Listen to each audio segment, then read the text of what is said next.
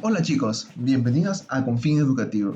Soy Daniel Francia y soy tu profesor de física. Hoy es la sesión número 1 y vamos a ver el tema de análisis vectorial.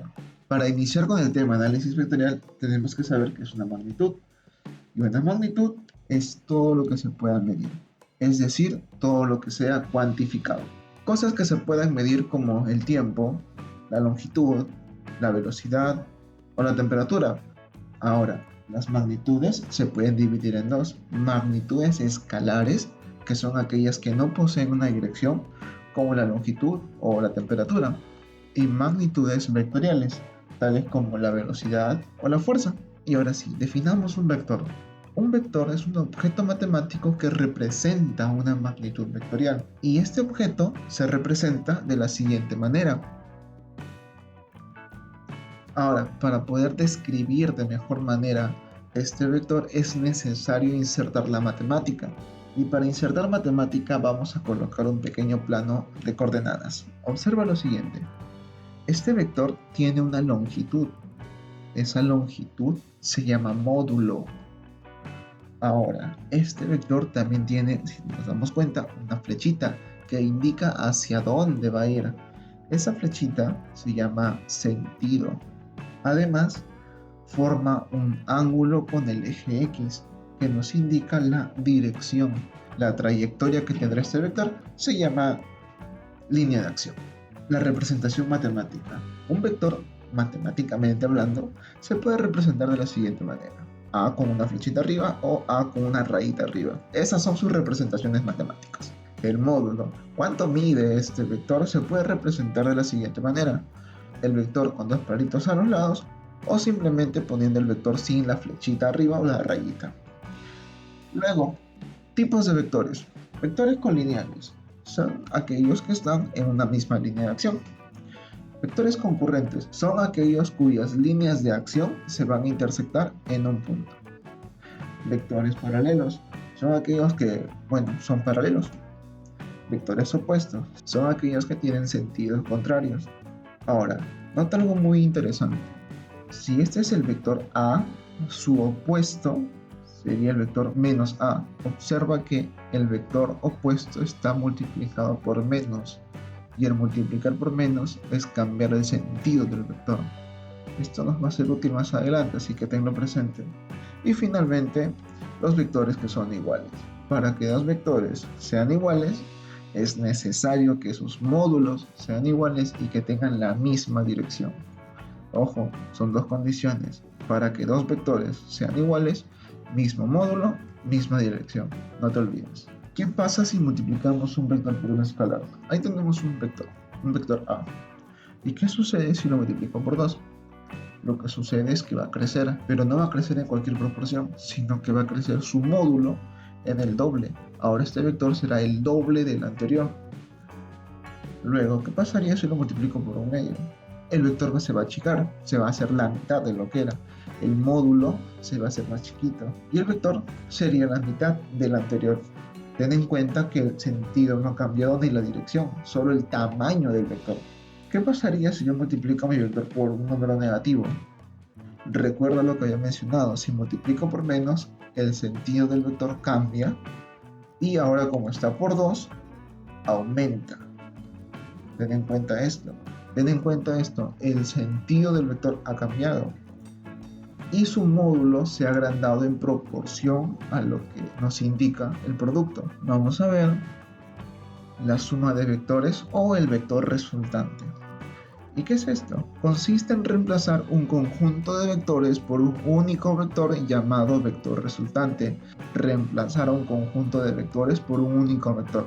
Es lo mismo que hacemos con la suma. Si tenemos tres números y los sumamos, los tres números los reemplazamos por lo que resulta de sumar. Vamos a ver el caso más sencillo, que es cuando los vectores son paralelos o están en la misma línea de acción.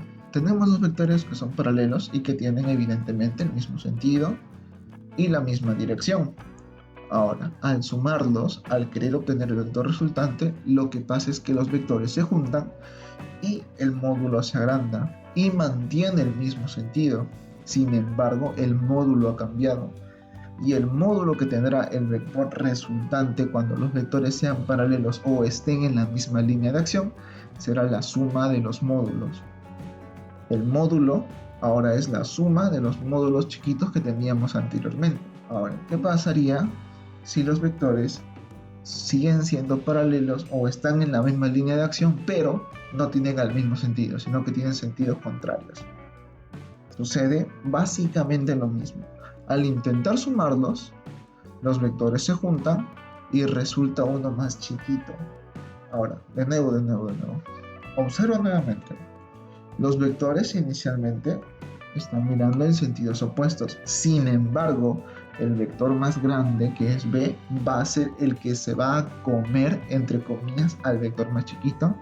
Y por eso el vector resultante va a tener la misma dirección que B, que es el vector más grande.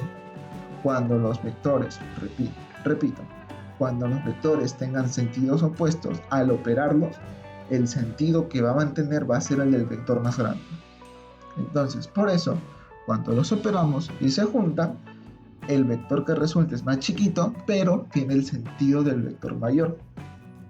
Ahora, el módulo es la diferencia de los módulos de los vectores. Parece algo raro, pero en física es así. Lo que estamos haciendo es sumar vectores en sentidos opuestos. Y al sumar vectores en sentidos opuestos, lo que se obtiene es una diferencia de los módulos de esos vectores. Ahora, vamos por el caso un poquito más complicado. Vectores no paralelos. Cuando los vectores no son paralelos, se encuentran de la siguiente manera. Están desordenados.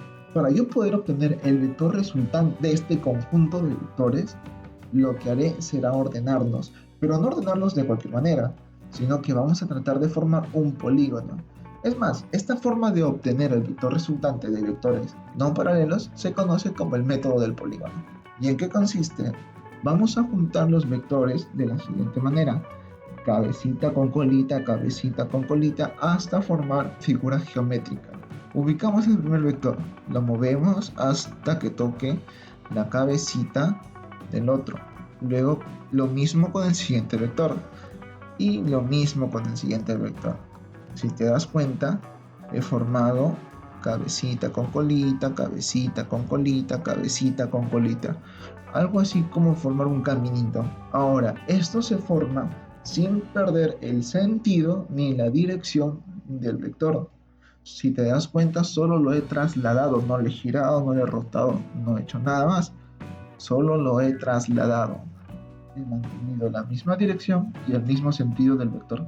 El vector resultante será aquel que una la colita del primero con la cabecita del último vector.